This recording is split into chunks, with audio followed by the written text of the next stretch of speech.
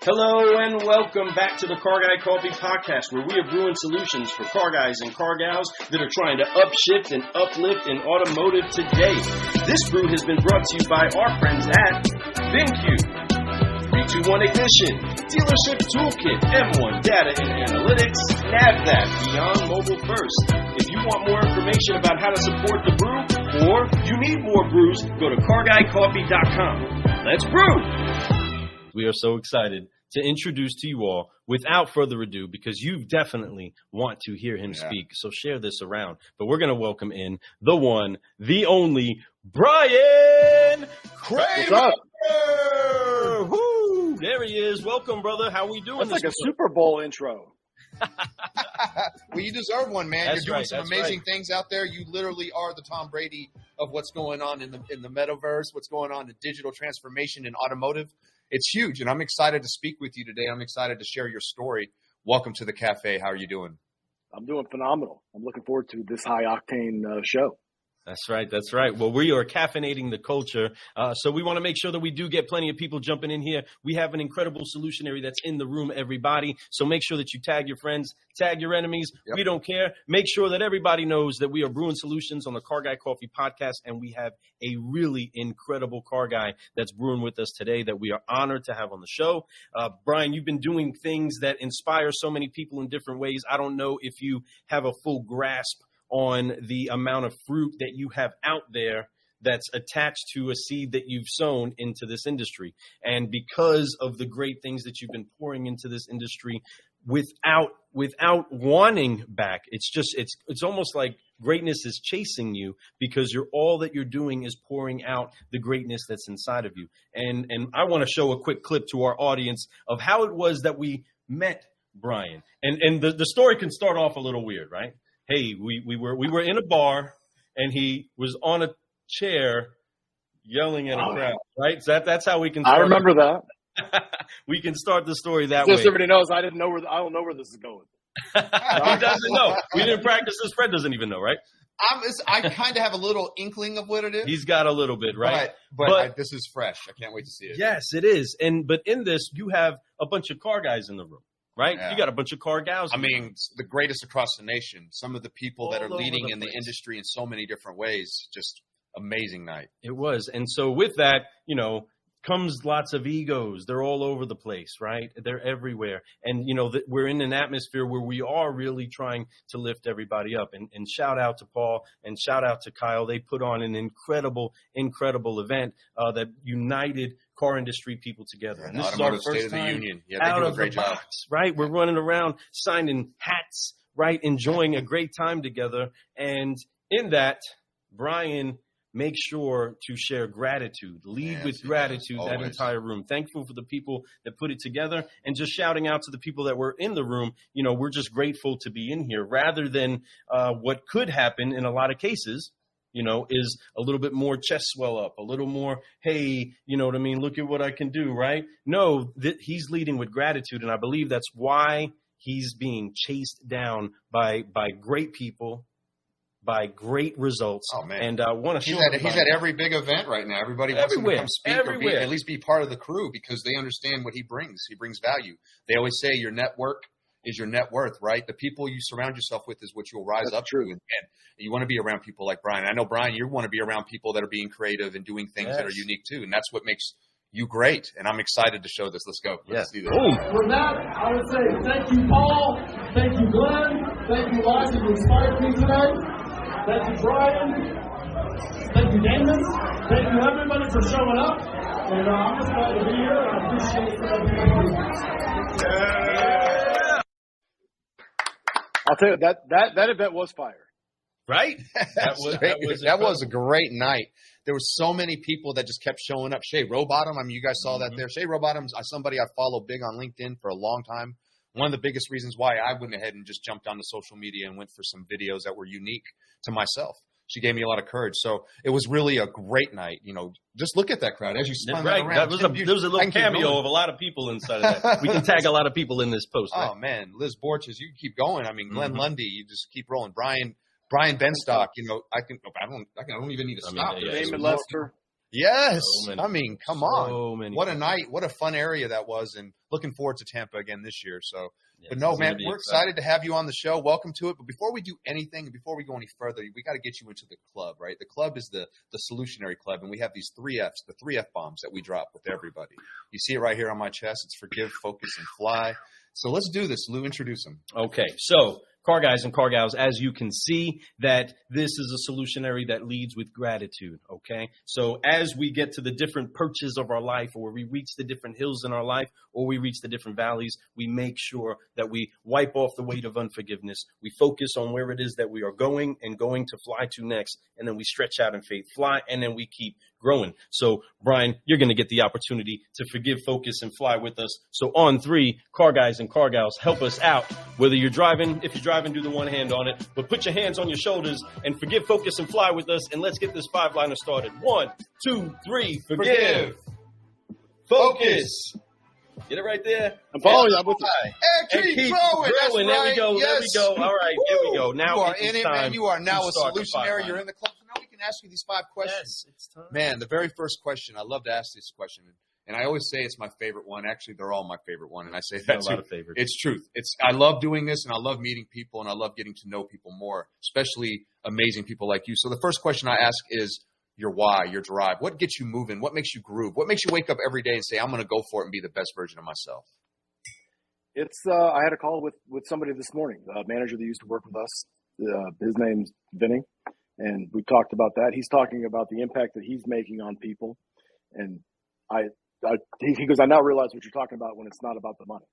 And all the time that put into that, and he's putting into others, and that cascading effect, and really that is a byproduct of our management team and the effect that we all had on him, and the effect of our mentors. Mine, I can speak to mine personally.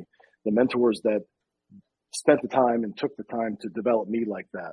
So it's almost, as he said, and he goes, and I said, what caused you to do that? And he said, well, I remember you telling me that it's your obligation because somebody took the time to develop you, and now you have an obligation not to keep that within. You have to pass it on, and you've got a duty, or responsibility to develop others.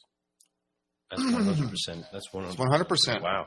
With great power comes great responsibility. But, people who honor that, really honor that. And that's a huge thing. You have to honor those things. The things you've been taught, pour into others. It's not just for you to hold on to as a secret. Give it to others. Let them grow. Your legacy is what you really have at the end of your life, really. It's not the money. It's not this. I mean, it's all part of it, but it's not the true thing. It's not the thing you're going to regret at the end of your life. And I called one of my mentors, Chris Kirby, this morning. I was with Joe St. John yesterday, and he said, you really need to call Kirby. I haven't talked to him for a long time. So I called and thanked him because I tell a lot of stories that he taught me, but he doesn't know that, and he, thanked me for making his day because he had a profound effect on me. And I think you also got an obligation to pay it back and let him know that you're, paying it forward. Man, right. 100%. And that's a beautiful thing to be able to let them know and give honor to them. A conversation like that, and that is cool. That is cool that you had that conversation the day before, and that just struck you to say, you know what, you're right. And then you honored that. That's beautiful. That is what's supposed to happen. Let people know, because a lot of times they don't know. We secretly admire a lot of people. We secretly have mentors that we've maybe even never met. Like Gary Vaynerchuk for me. I've never met the guy, but he's a mentor of mine. I pay attention to what he's saying and doing, right? And he's so right on the money in most cases, right? And I totally love that. So that's great that you honor that and you honor your mentors. It's huge because it is a big deal to them in a sense. It's not about the money. It's about that legacy at the end of the day.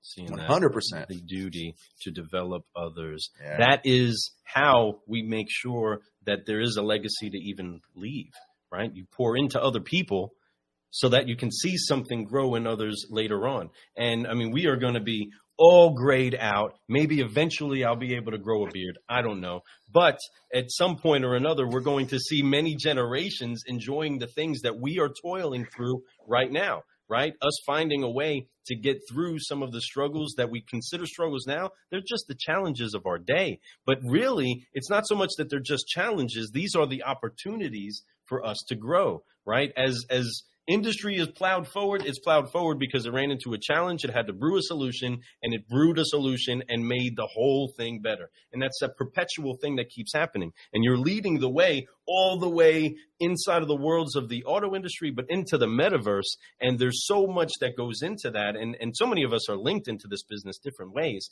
But what was it that brought you to the automotive industry? I was detailing cars, and I was I was working at a health food store.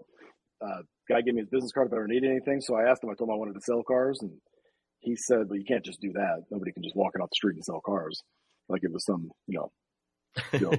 rocket surgery type situation." But I was detailing cars, and then also the lot porter, and I was enrolled to go to Ohio State, and I saw what the money these guys were making back then, and which was a long time ago, almost 3 decades ago. And I ended up that summer being able to have the opportunity to sell cars. The gentleman, Brian Jordan, gave me the opportunity to do that. And he took a flyer on me because a lot of people, I don't know that I would have. But, I ended up working out. And then, when it came time to do that, I'm like, I'm already making this much. I don't know that it was the right decision, but just like you're saying, a lot of the things that happen for a reason. Every opportunity is a problem in disguise. Yes. A lot of the landmines that I stepped on along the way, I try to make sure that nobody else is stepping on them. Right. People told me not to step on them. A lot of them I tested anyway. Just I had a lot of shrapnel, and right. I got the battle scars to prove it. But trying to pay that forward as well. But that's how I got into car businesses. Yeah. And then they said, if you can sell this guy a car, and I wasn't selling cars at that point, they pointed at somebody on the showroom floor. Rode along with him on the test drive, and he said, do you know about this? Do you know what ABS is? And I said, I have no idea, but I really need to sell this car because my job depends on it. Wow. I go, so I don't know what the answer is, but we're going to figure out a way to make this work together. One way or another. That's right. Sold him a car. It was a Toyota Tacoma. And had that gone a different direction, I would have as well. Oh, wow. Awesome. How crazy is that? I love that he talked about the landmines, right? And going through the landmines, it's crazy because you can get blown up on it. And the thing that some people don't recognize, I mean, even inside of in any business, is that sometimes somebody goes through the landmine and doesn't go off for somebody else because it already went off on us, right? They're never going to know the price that we paid to get them to where it is that they are right now, right? It's like it already popped. They're not going to know that pain that it took to get where it is that they are now. Just like many people coming into the industry right now have no idea what it took to adapt over the past 2 years of what it was like selling and what it's now like selling, right? And then being able to still turn that into the way that we sell in the future. There's just so much that landmines go off. And if they go off, that's it. You can't engage a landmine. It went off. It's over, right? And so you can either be a survivor of the landmines going off, or you can be broke up in a bunch. Or you can listen to some people that know where they're buried and not stuck there. Hopefully, don't go there. Right? That kid. Like the people, half the people in this business weren't in the business prior to 2011, so they've never been through a down market. They've never been through a recession or multiple recessions, and they can avoid all that stuff. Now, if most people are like myself, I'm going to go, yeah, whatever. And I got to sit there and test it myself. And like in the Christmas story, I got to lick the metal pole just to see if my tongue will really freeze to it. And that's typically how I like to do it. I don't do it twice, but I always have to question, is it really that bad or is it really like that? And just step on it for a second. But my advice to everybody is just to take everybody's advice who's been through the battle. That's right, man. But that's why it's amazing to have people like you out there. I'm a lot like that in a lot of ways. There's certain things that if someone gives me advice, I'm probably going to go with it, right? But there's a lot of things that I want to test out myself. I'm very hands-on, want to learn. I want to take apart that remote control car and figure out how it works, right? And then put it back together and see if it works even better. Or so that's just who I've always been. And I get that about you, and I think that's great because there's a lot of people that look up to you as a mentor. And as you're able to pour into them, it makes it that much easier for them to be able to transform into this world and to be a great leader, a general manager of an auto group that's just dominating their area, right? And just doing amazing things and sharing that with the country. What I love about you is your openness. And I think that's something that you got from mentorship. And I know that you have. I know that with you, you've already talked about a couple people, and I love that. That's beautiful that you honor and that you bring honor on them who besides the ones you've talked about, or if you want to talk about them some more, please do. I love to learn about these people, but who have been mentors to you throughout your automotive career that's helped you get to where you're at today? So I would say that's probably my superpower is I've been like Forrest Gump in the right place at the right time with the right, been able to meet just unbelievably amazing people every step of the way. And a lot of it, my poor wife, I used to take her on vacations in my 20s and we'd go to, Dallas to visit Park Place dealerships. Or if we were in Vegas, I'm like, hey, let's just take a cab before Uber. Let's go over to Fletcher Jones. I want to go take a look at that operation. Mm-hmm. Or I wanted to look at Don Mealy in Orlando when we were on our way to Disney before AutoNation bought him. And just go visit Jim Dunn at JM Lexus to see how well he does things. So a lot of those people that I sought out because I wanted to see the best. Grant Cardone, everybody told me not to take him seriously when he first came into the dealership back in the mid-90s. And they go, man, that guy's crazy. He's talking about giving people prices up front and doing all these things. And he had a profound effect on me. During the recession, we used to talk, and he was calling me trying to reinvent just the way we were handling everything. He goes, you know what, I'm not happy with this. I think I need to innovate this. We need to tweak this, the way we're handling phone calls. Dude was always, still is, just constantly sharpening his blade. Mm. John Melashenko, who runs the other side of our Germain group, Dave Kaler, I would say my closest mentor is like an older brother to me, who is the president of AutoNation. And just all these, I could go, Bob Hollinshead has been mentoring me lately, who's like the Yoda of used cars. And you think you got something figured out, and then you're talking to this dude, and he just makes your brain explode and show you a whole different paradigm that I didn't even know existed. I thought I had, a lot of things figured out, and I just figured out how much I didn't know. Man, we need to get him on the show. We need to get that. And he's the GOAT.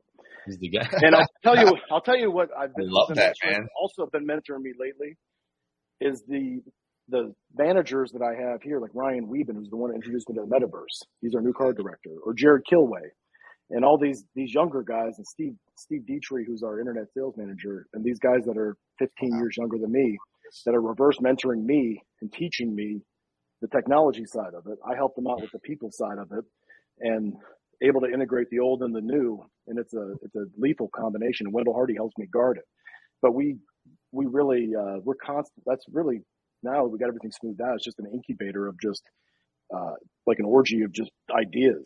I love that. It's a board of advisors. You guys all get together and you advise each other on your strong subjects, and you help each other grow. That's something beautiful about that, and that's awesome. That's going on in your workplace, and when you have that kind of synergy, you realize that we haven't even reached our potential. We're not even close yet. We have so much growth potential. That's what makes it exciting, is that you say, hey, I've been doing this a long time, but I still see so much change and opportunity coming. When I first started this podcast, and our very first show was 1/20/2020, right? And that was when we started doing, we were just recording and doing things. And as we started to grow, I remember I had somebody walk up to me, and he says to me, he goes, what? Eventually you're going to run out of ideas. I was like, what are you talking about? I said, we're in automotive. I said, it's constantly changing. He goes, it doesn't change that much.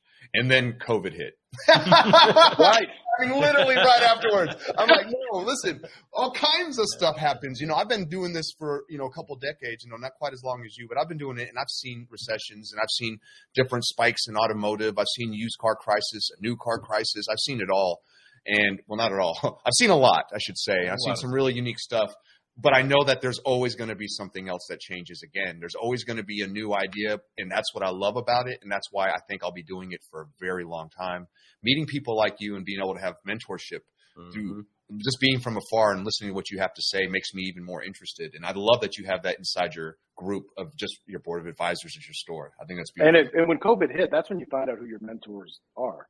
Very soon as COVID hit, I called Dave O'Brien from Quantum, and I said, hey, what are you seeing? Because I'm seeing this, and I said, I'm seeing this on this side, and ended up birthing Quantum because he owned Marcom and Predictive Index. He was an agent for Predictive Index, and it formed into this whole thing because there's a whole nother need that's not being met at the moment, and that morphed into that. Tommy Gibbs is another used car. I was calling him up, hey, should I go, long on inventory, short on inventory, volatile. What are you seeing?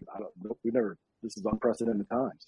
So you really need to have people like that to lean on when times get tough, that you can pick up the phone and, in case of glass, or in case of emergency, break glass, you need that person to call on the phone. Yes, 100%. I absolutely agree that there is no said value that we can put on explaining what it's like to be able to reach out to somebody to get either advice, to be able to vent, or to be able to learn something. And we threw up Colby Joyner, who absolutely loves you, and we absolutely love. The industry absolutely loves Colby Joyner. And I'm a huge fan of Colby.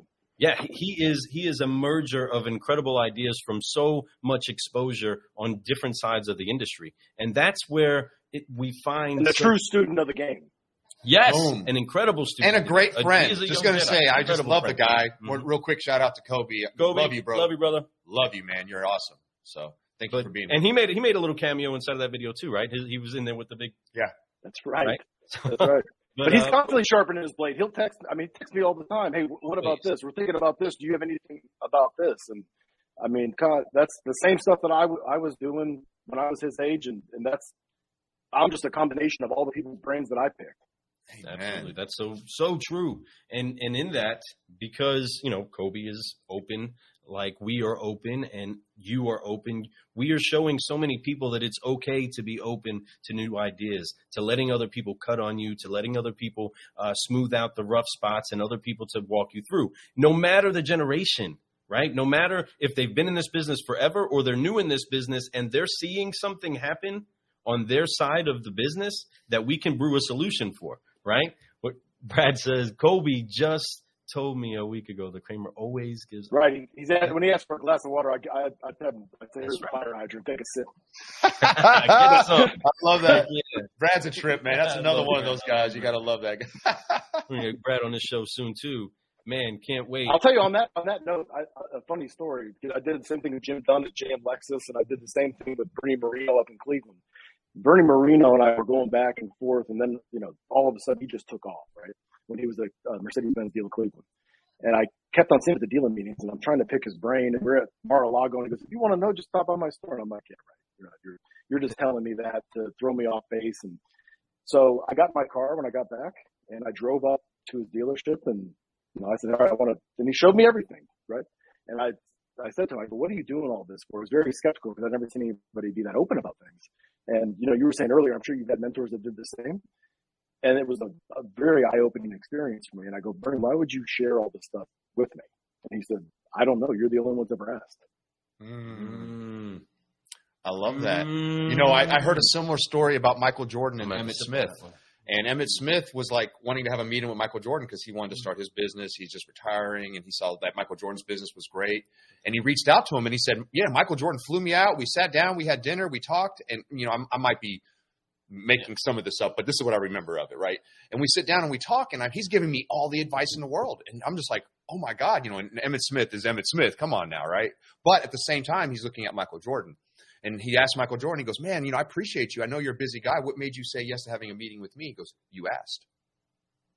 And that's 99% of it is that you ask and you reach out. And that's something that I've learned, and I've been very blessed and so lucky that I've asked a lot of amazing people like you, Brian, to come on the show, ask them to come on and, just hoping they would. And they have. And our show has been really great because it's not about Lou and I at all. It's about our guests and people like you doing five-liners, learning about where you come from and learning about the next question, actually. Really, which is how we brew solutions in the good times and the bad times. That's right. When business is great, when business is crazy.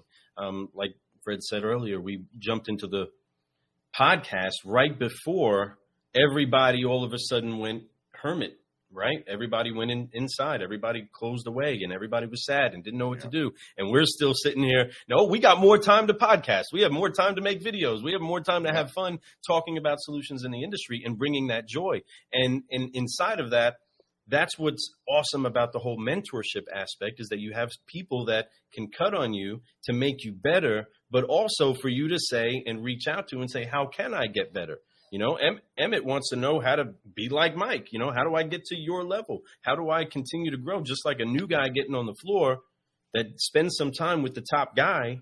How do I get to your level? What are you doing? Let me see what's working right for you. I don't want any of your bad habits, but I do want to learn what landmines you ran into. And since we were talking about the landmines, let's ask about it. Where has it been inside of your industry? Because there's many people who are at different stages of their career, right? And not everybody has somebody they can call. We're blessed when we do have somebody we can call if there's an issue. But we want to be able to know, what do we do when we have a hard lesson that we're going through? So what was Brian's hardest lesson in the industry so far? Man, I've had so many.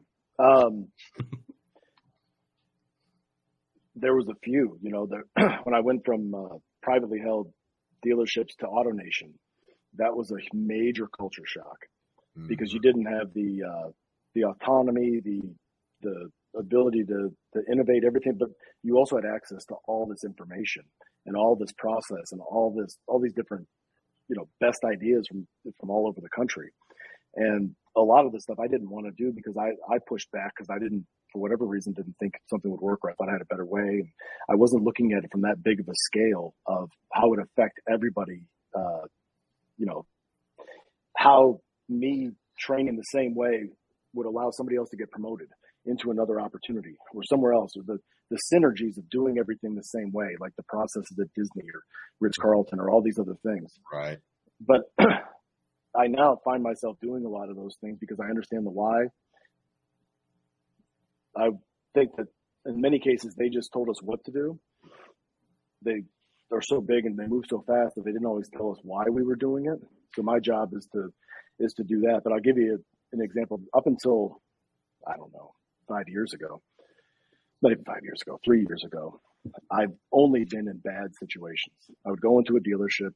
I shouldn't say that. The Lexus stores I began at were number one of a bunch of things in the nation.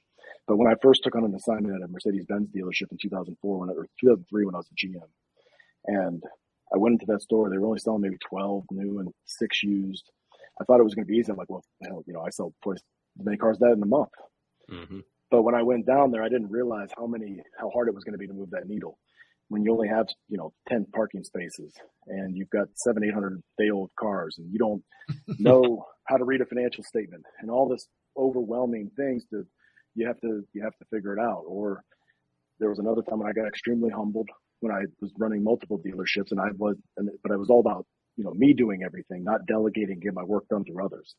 And I wouldn't raise my hand and ask for help. It's one of the biggest mistakes that I've made time and time again.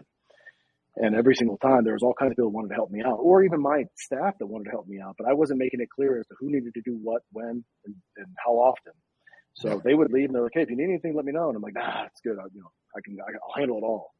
And in that process, you clip their wings and you limit their ability to, when you micromanage people, you don't empower them and you don't trust them and that's the key to digital retail, Metaverse, anything like that. There has to be massive amounts of trust. And if they can't be trusted, then they have to be held accountable for that. But trust is the glue that allows you to, like WD-40, to go faster or go slower. And if you don't have trust, then the whole thing goes down. And anytime I've been in a bad situation, it's either because I didn't trust the staff or they didn't trust me, which typically was because I didn't trust them. And a lot of those times, every 3 years, I would go in and out and I go into, get a store fixed and then, okay, we're going to drop you into this situation. Store's not sales efficient, 68%, 72%, 3 and out, and we'll stick you somewhere else. And it was like that for the first, 15, 18 years of my career. No longer than that, 20 something. And this is the longest I've actually ever worked at a dealership because it's always been, I only worked for 2 companies, Germain and AutoNation, but it was always different locations, right? And different assignments. Right. And when I came to the Toyota store, there was a lot of opportunity. It wasn't what you think of when you think of it today. We were at the bottom of every index, CSI, retention, sales efficiency. We were number 1 in PVR. Wow. And we were those lessons can be, that's a different conversation for times like this when we're charging over MSRP. But I know what that felt like for the 3 years after that, putting it back together. And I don't think that everybody else that's doing that now realizes what comes after this because it's painful. And the managers I have that went through that are guarding it to never let it go through that again because they know the feeling of calling all these customers up. Oh, after, how much you charge me? You think I'm coming back? No. Or, you think people don't want to make phone calls now? Try getting them to make phone calls in that situation. Yeah. If you average it out over a 10-year period of time, did it really, because you have to buy back all that business right. to apologize. So did the PVR, was it really that much more? Or does it just dollar cost average itself out? And, they're making tough decisions with people that aren't morally and ethically sound, because that's a non-negotiable for me. Mm-hmm. I'm not, there's certain things that I'm not like can't budge on this or this. There's something, obviously I'm stubborn on a lot of things, but I'm open to everything and I'm attached to nothing except for being ethically and morally sound. My management team included. But that's the most painful thing. And I'll leave it at this. When I first got to this Toyota store, I'd worked for Rick Germain since I was a kid. We talked about, what was going on, but there's a lot of things that he wasn't aware of, right? And I told him, I said, it's kind of like a broken bone that hasn't been set correctly. It's going to have to be rebroken because it wasn't set correctly the first time, and the re-break hurts a lot more because it's intentional and they know it's coming. And, but that's why nobody wants to do the re-break, because everybody wants to find an easy solution. So it was a J curve. It went down and it was extremely painful. And I had to be in a lot of painful meetings with him, SET. And that's typically why a lot of people won't just tear it all the way down, because that is so painful. And it was painful for me. Bags under my eyes, not sleeping. Sure. That's the stuff that right now it looks, shiny and we're winning on the outside. But that's the backstory of it. And it was brutally painful. It was not easy. It was a lot of questioning, a lot of indecision. Why are you digging in on this? Is this really that important? Is this the hill you want to die on? And all of those things, that's, you have to pull on your mentor. You're going to pull on your past experiences. And that's when you need to be the most resolute, is when you believe in something. It's like we got off advertising price. We won't advertise price anymore. And we made that decision. There was a lot of times, okay, we need to drive traffic. We need to do this. We're either doing it or we're not doing it. And you can't say it, because the trust that you build with your team, if you say, okay, we're not going to advertise price, we're just going to go on the experience. And all of a sudden, okay, we missed our number. Now we're going to do 199 payments again. And you flip flop like that. It sends this indecision, right? Right. And they think it's like a Baskin Robbins 31 flavors. Okay, well, then this is going to, I don't change that quickly, maybe to a fault. But when we do make a process change, we're burning the ships in the harbor. There's no going back. I love that. And you need to, because here's the deal. Like, even if it doesn't work, how do you know until you give it a chance, right? You have to really put the effort in. And like you said, sometimes it's going to hurt. Sometimes it's going to be so painful you don't get sleep. It's going to be stressful. But once that change comes about and it becomes part of the culture, a lot of times, and most of the time, almost every time, it's something great. And that's what comes with great. Great isn't easy. Great isn't just given to you. Great is accomplished. Great is through all the fires, the pits, the landmines. Through all those things is where you achieve greatness. I mean, it's never easy for anyone. There's not a person in this world that we've all seen, the greatest that have done whatever they've done in technology, in sports, in automotive sales.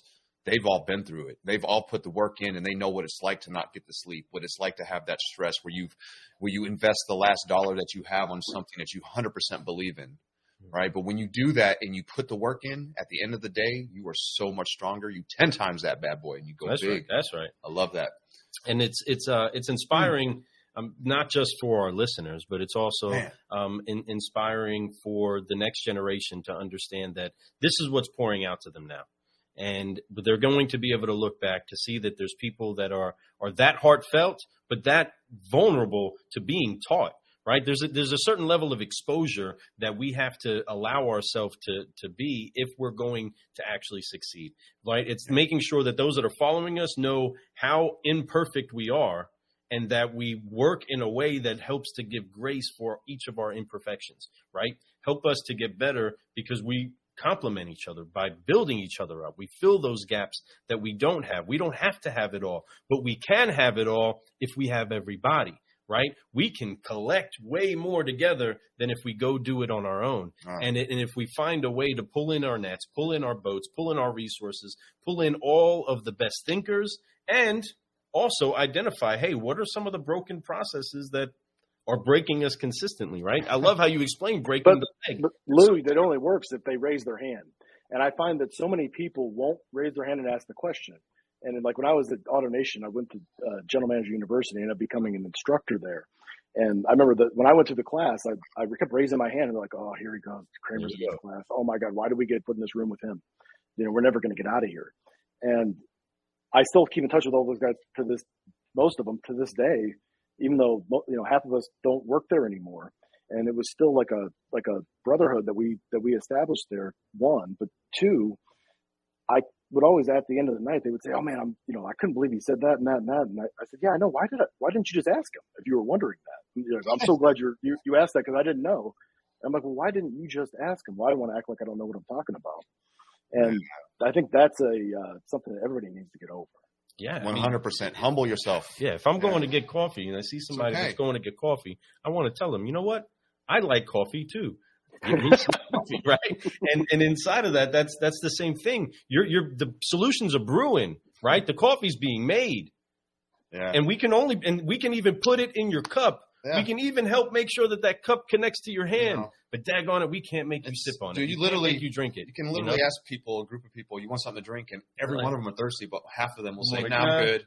But it's like, what are you, crazy? And then they see somebody with coffee and like, man. But what I do want to point out is that you talked about that word trust and how trust does make a difference. Whether it's trusting that you can learn from other people, that you could trust in your staff, like you talked about, it does speed things up. I read a great book, Speed of Trust. What an amazing book that was, and that's an amazing book. It is, and it's so true. I took so much from that book and the way I started my business and the way I do things with Lou and everybody that we try to do business with. I try to be so transparent because I want to make sure that we save time and which creates more money, right? So it's just the way it works, and I love that. I'm glad you talked about that. You just nailed it. That's it. Yeah, and it's true. It works. It's literally that simple. There is no super formula. That kind of is in that book, but it's not. It's that simple. Just be trustful, be honest, just be righteous, and do the right thing. For people, honor, and do all those things, and it will explode. But that being said, I know that we've talked about some great stuff. Your why. We've talked about what got you in this business. We've talked about some mentors, a lot of mentors. And you're so right. That is like a superpower to have those type of mentors, to be able to follow those. Mm-hmm. We've talked about the hardest lesson you've had to learn. So far, you've done some amazing stuff in this industry, man. I know you can name off a lot of things. 40 under 40 automotive news. Hello. Way to go, man. Congratulations on that. And that's just the beginning. That's not even really the beginning. There's so much more coming with you. I already know that. Out of all the stuff that you've had, what has been your greatest reward up to this point? There's, I would say going through the fire that I went through at this Toyota store with Southeast Toyota, getting general manager certified with them is not an easy task, but especially when you're coming from a 68% sales efficiency and you've got to become sales efficient, they give you a very short amount of time to do it. That one was close.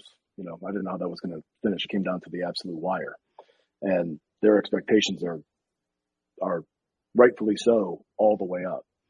And that was one, but I would say the managers that I've had that reach out to me years later, especially the ones, and I can think of many that, I've irritated over the years and weren't happy with me, and even sometimes left me because of it. And then they're coming back a few years later and they say, okay, I didn't understand it then, but I understand it now.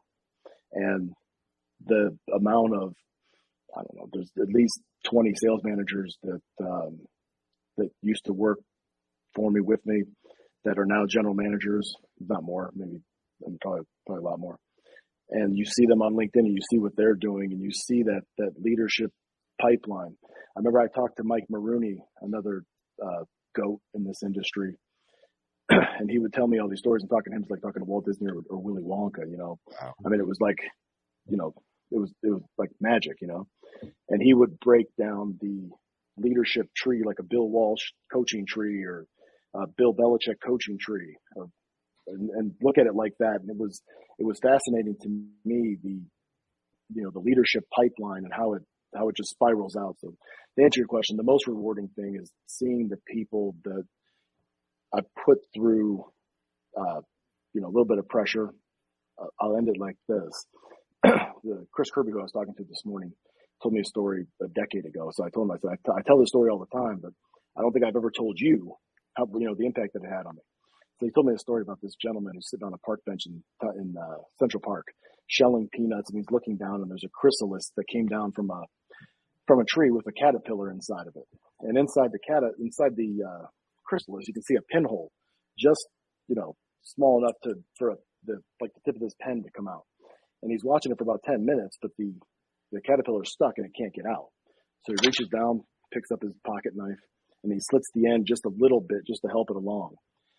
And when he does that, it tears, and out comes this fat-bodied, little winged, little creature thing that walks over, and it dies. And the moral of the story is this, is that by the fluid going through the body of the chrysalis or the cocoon, it has to be slow. Even though it's painful, that slow process slowly pushes the fluid from the thorax into the wings so that when it comes out, it can fly. And if you try to accelerate the process, if you try to skip steps in the process, and you don't let the process unfold and develop the way it's supposed to, then that's the end result. And whichever way you do it is whichever end result you're going to get.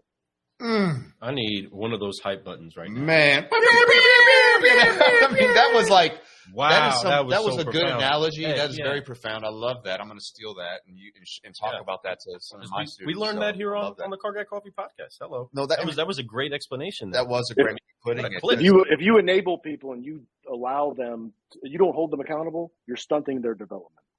Come on. I love it. And we do that sometimes inside of a posture of trying to make it easier, right? We're trying to we think we're helping, right? But it's just like that screaming kid that is just wanting to get that extra candy or that whatever they want, right? You can't give in to that, right? You have to allow the process to be the process. And seed time harvest is a process. You have to let time do its thing. My goodness, it's like, when we learn the road to the cell, especially when you're doing it in person, you didn't want to skip things. You didn't want to skip test drive. You didn't want to skip features and benefits, because if you do, you're literally hurting yourself at the end of the day. You're hurting your customers. You're not giving them the service they deserve. Wow. The explanation of what the vehicle, all those things. You got Russell talking about this is a mic drop one. We do, that is our 5-liner, but I do have another question, and it's actually from one of our people under Guy. What's up, Guy? And now I love Guy. I don't know if you've met him yet, but he's from Canada, but he's down this way nowadays, and I love him. He's very just a great young entrepreneur that's just doing some amazing things. Says, any tips for finding and approaching the right mentors? Great discussion, guys. I think it's just ask is what I would say, but what would you say, Brian? I would say they're probably around, or they're probably people that he's worked with before. And if you're looking for them, they don't appear as mentors initially. They're the people that weren't easy on you. They're the people that irritated you. Whoa. They're the people that wouldn't let you do what you wanted to do. And they were tough on you. And after I've had many that I've quit on, John Melashenko was one of them. And he was being real tough on me. I didn't appreciate the lessons. Steve Germain's another one. The lessons I was being taught at the time. And I left, not appreciating the lessons being taught. But the ones that are the toughest on you are the ones that care, because the ones that aren't would just let you do whatever you want to do. Amen. And that's to every one of those people. When I was your subprime manager and I was collecting stips, remember that when I said I was hard on you. Right? I want those stips because that's a great analogy. I was trying to teach you something. Trying to get you paid. That's right. And it's true, though. It's out of love. That's what it was. You wanted their deal funded more than they did, it felt like sometimes. But that being said, I appreciate that tip. That is a great tip. Thank you so much. Guy, thank you for the question. Thank you so much for that. If anybody else has a question, go ahead and drop it in the comments, because we are coming to the end of this cup. But wow. There is so much that is inside of this episode. If you are just now tuning in, make sure that you go back and you rewind and you listen, but you share this around. Tag somebody that needs to hear this. If you've been watching this entire time and you know that he just put something valuable in your cup, drop somebody's name in the comment box. Let them know. Get in here. Get some of that good stuff, because the amount of wisdom that's pouring out of Brian's cup is incredible. Brian, wow. There's a lot of things that are coming up on the horizon for you, and this isn't really part of the five-liner, but this is just to let people know what is cooking, what is brewing inside of your world. What are some of the biggest things that you're excited about right now getting ready to happen? Take a deep breath. I don't even know where to begin. So, all the basics and all the price of admission stuff, if you can't sell cars online right now, or you can't appraise cars online, credit apps, I know a lot of people are pushing back on a lot of that little stuff, right? And if you can't do that, it's not about today, it's about tomorrow. So everything with us is a dress rehearsal, because this show hasn't even begun yet for this team. Everything we're working on was preparing us for being able to do it online, virtual, in the Metaverse. And I know a lot of people are joking about that, but the Metaverse today is not what it's going to be. It's like looking at a website back in 1998 versus a website today. But that's another conversation for another day. But if you're going to transact over the phone, you transact online, transact in the Metaverse, transact in whatever stuff we don't even know exists currently. That's the future of everything, right? The links still have to go to somewhere. The plumbing still has to connect. And then the people in the dealership have to execute. So thinking that it's too far off, if you're thinking that, you're already late to the party. It should have begun yesterday. In service, we're working on a Domino's pizza tracker that'll update the clients at home, in the showroom, in the lounge, wherever they are, the status of their car, working with some really cool technology. A few different vendors were connecting all that technology behind the scenes with IoT, Internet of Things, technology, LiDAR, to be able to, seamlessly, effortlessly connect all those dots, which is going to be the next thing. If the Metaverse is the next thing, or some other mobile site or whatever it is, directly through Google, or voice through Google Home or Alexa, whatever that next solution is, you got to have your processes in place tight. You got to have the plumbing connecting so that when they do that, the execution of all the other things happen. Yeah. And speaking of that, so we have a student solutionary that's in here right now. And he asks, let's break it down. Let's put it into layman's terms for those that are trying to figure out how does deep Metaverse automotive retailing work, from Brian himself. Right. So that's a deep question. But if you think about it, it's more of just the Metaverse is really just the third version of the internet. And it's Web3. So it's going to be, 5G and all the you're going to have quantum computing coming out. It's just a very turbocharged version of a website. You still have to have a link that goes somewhere that has to connect to a process. So it's a three-dimensional version of your website, I guess. That's a lot more interactive. There's a lot of different versions to it. It's not, augmented reality, which is the AR. And when people think of the Metaverse, they think of VR, which is the virtual reality with the goggles and people bumping into walls and stuff. But really, it's just compress a virtual version of your showroom, which is what we're working on. And then you don't really put like the traditional. You don't have to walk all the way around the shop and all the way. It would just be a door directly. You rethink everything. If I wanted to go in, you're either going like a mobile site. I'm going to schedule service. I'm going to order parts. I'm going to search new car inventory, search pre-owned inventory, apply for financing, praise my trade, rent a car. And each one of those will be a door. Inside of that will be, but you can think about it like this. They've got digital twin technology. And in a delivery bay, let's say that we're doing remote deals. You can't do remote deals. We do every day paperlessly. But let's say that they aren't able to, we're shipping the car to them. We can't deliver the car. Well, now they can go into a virtual delivery bay and they can sit in the car. You can go haptic gloves and all, to a whole nother dimension, which is what Lucid is doing and Rivian. But let's just say in our world, you can sit there and walk somebody through programming their home link while they're at home. Or they can take their phone and they can overlay it over the imaging, just like you can with Warby Parker glasses, and it'll show you where you're doing wrong or what all the lights on your car are, and be able to, it's like that. It's not some Star Wars teleportation device. It's just it's a 3D version and interactive, and it's it's obviously the most explosive part of all e-commerce. Man, it's like real life Grand Theft Auto, my friends. I mean, you literally can go inside there and do what you want and participate that way. It is the future of web, folks. If you're not looking at it and not trying to learn about it now, you are a days, months, years behind right now. It's time to catch up. It's okay. Here's the beautiful part.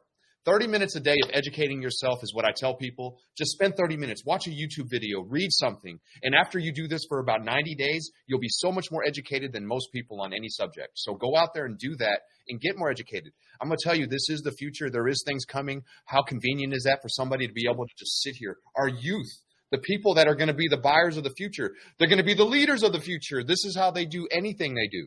So understand that this is going to be a big part of what's happening. So be ready for it. Just like you said, people aren't going to buy off the internet.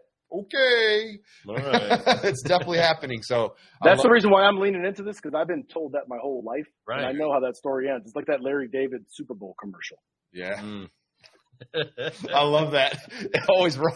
That's not going to work. Right. No. Man, that's incredible. Well, car guys and car gals, thank you so much for spending time with us today on the podcast. Thank you so much for just throwing some extra questions out there. We are so honored to have such an incredible car guy with us. It is time for us to get ready to forgive, focus, and fly and get out of here and go do what it is that we do great. And that's upshift and uplift this industry. So you go do that where it is that you are. We are so much better today because we've been brewing solutions with the one, the only, Brian Kramer. Thank you. You guys are fire. You guys bring the caffeine.